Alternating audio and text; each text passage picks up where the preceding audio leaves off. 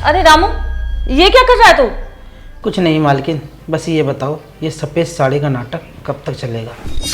अरे रामू, तू इतनी जल्दी क्यों कर रहा है? तुझे पता है ना तेरे मालिक और मालकिन के आने का टाइम हो गया है। अरे मालकिन, वो सब छोड़ो ना। और मालकिन, तुम्हें तो पता ही है कि मैं तुम्हें कितना प्यार करता हूँ। और मालकिन, ये साड़ी ना तुम पर बिल्कुल भी अच्छी नहीं लगती।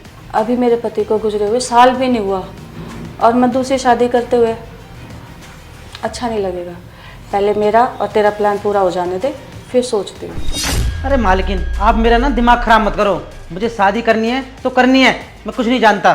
देख रामू, ये जितनी भी धन दौलत और प्रॉपर्टी है ना, तुझे पता है कि मेरे पति की है और तेरे मालिक ने धोखे से मुझसे छीन ली।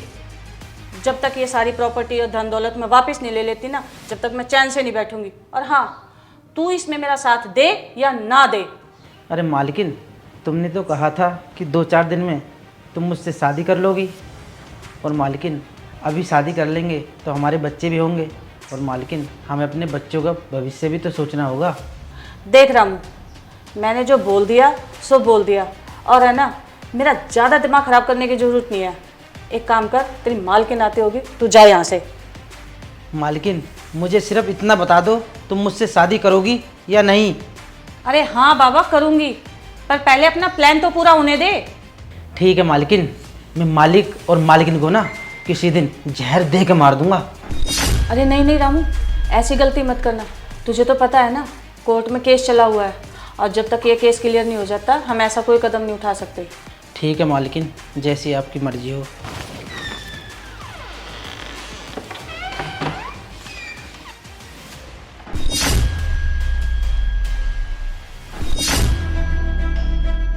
क्यों री बुढ़िया, कहाँ से आ रही है मुंह काला करा के? अरे मुस्कान बेबी, जबान संभाल के बात करो। रामू तो अंदर सफाई कर रहा था। अच्छा बुढ़िया, अब तुम मुझसे जबान भी लड़ाने लगी। देखा गौरव, आज तो सब कुछ तुमने देख ही लिया है, कैसे रामू का हाथ पकड़ के बाहर आ रही थी। अब जल्द से जल्द इसको घर से निकालने की प्लानिंग करो, वरना ये समाज में हमारी नाक कटवा देगी। अरे मुस्कान, कैसी पागलों जैसी बातें कर रही हो तुम। बस थोड़े दिनों की बात है, एक बार कोर्ट में केस हम जीत जाएं, वैसे भी हम उस केस को जीत ही जाएंगे। इस बुढ़िया के पास गवाह और सबूत है ही कहाँ, और अच्छा वकील भी नहीं है। बस एक बार हम वो केस जीत जाए, ये सारी प्रॉपर्टी, फ्लैट, सब चीज़ अपने नाम हो जाए, उसके दूसरे दिन इस बुढ़िया को लात मार के घर से बाहर निकाल दूंगा। बस तब तक इस बुढ़िया को यहाँ सहना ही पड़ेगा हमें। अरे साहब, आप ये दोनों कैसी बात कर रहे हो? आप मुझ पे शक कर रहे हो? अरे साहब, मैं तो आपका 5 साल से नमक खा रहा हूँ। और ये बुढ़िया, इस पे तो मैं नज़र रखता हूँ। ये किस वकील से और किससे बात करती है? अरे नहीं नहीं रामू, हम तुझ पर शक नहीं कर रहे, तू तो हमारा वफादार है। पर बस ये याद रखियो, मुझे इस बुढ़िया की सारी खबर चाहिए, ये कब, कहाँ, किस वकील से मिल रही है। ठीक है? ठीक है मालकिन। बुढ़िया, बस कुछ हफ्तों की बात और है, उसके बाद ये जो तेरी सारी मेहनत है ना सालों की, ये हमारी हो जाएगी और तू अपने ही घर से धक्के मार के बाहर निकाल दी जाएगी। पर तुम तो मुझे पहले से ही बेदखल कर रहे हो। ये तो बहुत गलत बात है ना बेटा। लेकिन तुम ऐसा सोच रहे हो ना, तो मैं तुम्हारा प्लान बिल्कुल भी कामयाब नहीं होने दूंगी और तुम्हें ये अपनी जमीन जायदाद बिल्कुल भी नहीं दूंगी। इस बुढ़िया की तो चेचे चेचे बहुत चल रही है, अभी से बताती हूँ। क्यों री बुढ़िया, अब पता चला दर्द क्या होता है? हमने ना लाखों रुपए खर्चे इस केस पर, ये केस तो हम ही जीतेंगे। और जिस दिन हम ये केस जीत गए ना, उस दिन देख तेरे को कैसे नंगा करके निकालती हूँ मैं। मुस्कान बेबी, तुम मेरे साथ ऐसा क्यों कर रही हो? इतना अत्याचार क्यों कर रही हो? भगवान सब देख रहा है। जो तुम मेरे साथ कर रही हो ना, इसकी सजा तुम्हें जरूर मिलेगी। भगवान के घर देर है, अंधेर नहीं। अच्छा बुढ़िया, अब भी तेरी जबान चल रही है, रुक तू। तुझे तो अब बताऊंगी मैं। नहीं मालकिन, बस करो मालकिन। एक तो इनकी सब धन दौलत हड़प ली और ऊपर से इन पर अत्याचार कर रही हो। अबे ओ, तेरी औकात नहीं है हमारे घर में काम करने की। एक तो हमने तुझ पे तरस खा के तुझे इस घर में काम करने के लिए रखा है, ऊपर से तू हमारे खिलाफ जा रहा है। अरे साहब, आप विधवा औरत पर इतना अत्याचार कर रहे हो, हम पे ये सब नहीं देखा जाता साहब। तो अब इस बुढ़िया की बहुत हमदर्दी आ रही है तुझे। अगर तुझसे मेरे घर का काम नहीं संभल रहा है ना, तो अपना बोरिया बिस्तरा बांध कर निकल मेरे घर से, समझ रहा है? अरे मालिक, हमें माफ़ कर दीजिए, हमसे गलती होगी। अगर मालिक हमें नौकरी से निकाल देंगे तो हमारा घर कैसे चलेगा? अब आई ना तुझे अकल, जब तेरे पेट पे लात पड़ी। अब समझ में आ रहा है कि बुढ़िया सही है या हम सही? लेकिन साहब, आप कहीं ना कहीं इन पर बहुत अत्याचार कर रहे हैं। अब तू मुझे बताएगा क्या सही है क्या गलत? अब जा घर की जाके साफ सफाई कर। और तू उठ, जाके खाना बना। मुझे तो इस बुढ़िया पे कभी से शक था कि इसका चक्कर चल रहा है उस नौकर के साथ। मुझे भी इस रामू पे बहुत शक था कि कुछ ना कुछ तो खिचड़ी पक रही है इन दोनों के बीच में। क्यों ना ये बात हम अपने वकील को बता दें, ताकि हमारा केस और भी स्ट्रांग हो जाए। हाँ चलो, फोन करते हैं अभी।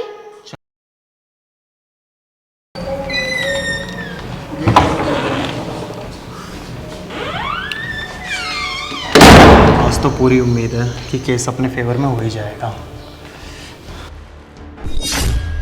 ए बुढ़िया, ढंग से काम कर ले, आज तेरा आखिरी दिन है। क्या पता 3-4 हजार रुपए तुझे दे ही दूं। और रामू, तेरे और इस बुढ़िया पे मुझे बहुत शक है। अगर वो शक यकीन में बदल गया या मैंने तुझे रंगे हाथों पकड़ लिया तो तेरी धेई तोड़ दूंगा, याद रखियो।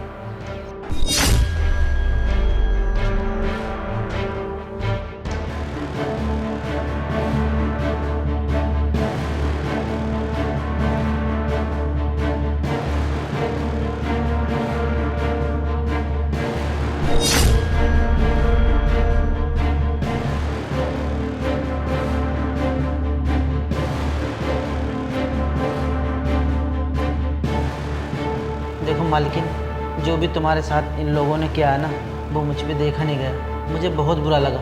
और हाँ मालकिन, आज मालिक को ना पानी में, दूध में और खाने में जहर मिला के मार दूंगा। बस मालकिन, तुम मुझे जहर ला के दे दो।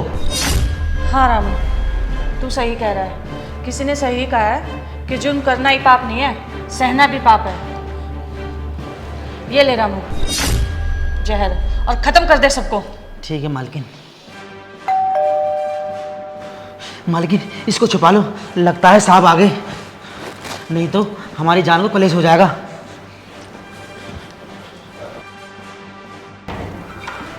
जी आप कौन? जी मैं लॉयर राघव, मिसेस मेहरा घर यही है? हाँ जी, हाँ जी। जी मैं ही हूँ मिसेस मेहरा। जी मिसेस मेहरा, आपने पिछले 28 तारीख को हाई कोर्ट में पीएल फाइल करी थी? हाँ जी करी थी। हमने सरकारी वकील किया था क्योंकि प्राइवेट वकील की फ़ीस के पैसे नहीं थे हमारे पास। अच्छा, वैसे मैं आपको बता दूं कि आपके केस की 2 पेशी हो चुकी है जिसमें आप नहीं आई थी, पर चिंता करने की कोई बात नहीं है। आपकी गैर मौजूदगी में मैंने आपका केस संभाल रखा है। और मैं आपको बता दूं कि अगली पेशी में अगर आप आती हैं तो आप ये केस 100% जीत जाएंगी। सच में वकील साहब, ऐसा हो सकता है? इसका मतलब ये सारी प्रॉपर्टी मेरी जो अपनी है, मुझसे कोई नहीं छीनेगा? नहीं, आपकी ये प्रॉपर्टी आपसे कोई नहीं छीनेगा। अरे वकील साहब, आप तो भगवान निकले। अरे नहीं, मुझे भगवान मत बनाइए।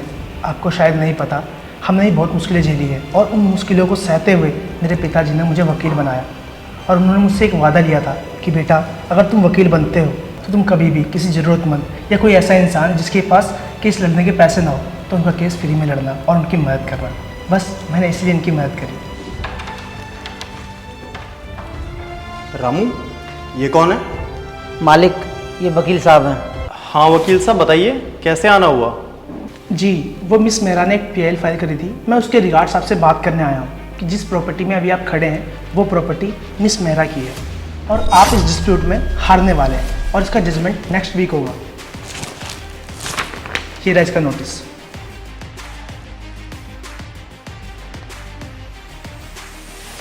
ये नोटिस, इसका क्या मतलब है? मुस्कान, अभी तो हम कोर्ट से होके आए हैं और वकील को अभी एडवांस हम 2 लाख रुपए दे के आए हैं। वो तो हमें बोल रहा था कि हम केस जीत रहे हैं। इस नोटिस का क्या मतलब है? मुझे नहीं पता। ये प्रॉपर्टी मेरी है, मैं जज को खरीद लूंगा। मैंने बोला ना, ये प्रॉपर्टी मेरी है। इस नोटिस का मैं कोई मतलब नहीं समझता हूँ। आवाज नीचे करके बात करो। और ये प्रॉपर्टी तुम्हारी है या मिस मेहरा की, ये तुम नहीं बताओगे, ये कोर्ट बताएगा, समझे? वकील साहब, आवाज आप नीचे करके बात करो। आपको शायद पता नहीं है कि मेरा जो केस है वो इस शहर का सबसे बड़ा वकील कालिया लड़ रहा है, जिसके सामने तुम कुछ भी नहीं हो। वकील कितना ही बड़ा हो चाहे कितना भी छोटा, मैटर नहीं करता। मैटर ये करता है कि तुम्हारा केस कितना सच्चा है और कितना झूठा।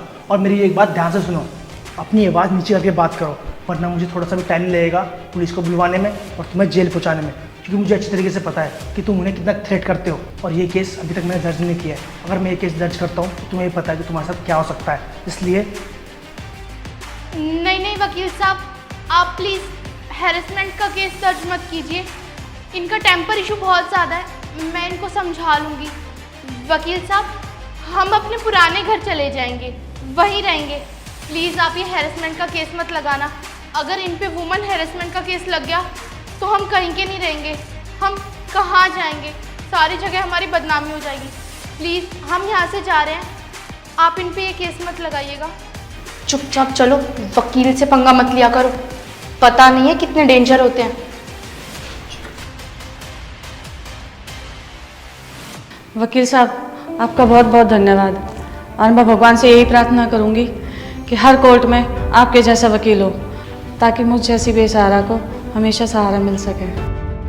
आपको चिंता करने की अब कोई ज़रूरत नहीं है। और आपको कभी भी मेरी ज़रूरत हो तो आप मुझे याद कर सकती हैं। और अगले हफ्ते से ये घर कागजी तौर पे आपका हो जाएगा। ठीक है, तो अब मैं चलता हूँ।